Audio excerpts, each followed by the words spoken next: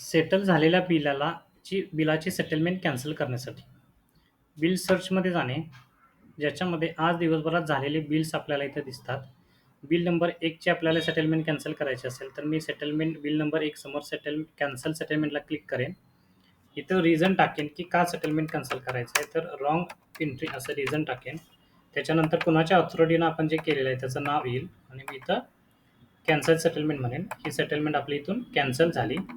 त्याचप्रकारे कॅन्सल झाल्यानंतर जे बिल आहे ते इथं आपल्याला अनसेटल्समध्ये पुन्हा दिसेल. जे एक 5 मिनिटापूर्वी आपण बिल जनरेट केलेलं आहे आणि त्याचा टेबल नंबर 3 आहे आणि बिल नंबर 1 आहे. आता याला पुन्हा आपल्याला सेटल करायचं आहे.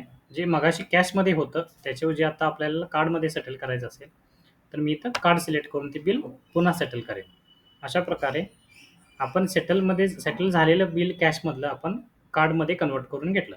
याला प्रोसेस म्हणायची, की आपली झालेल्या बिलाची सेटलमेंट चेंज करणे किंवा कॅन्सल करून पुन्हा सेटल करणे.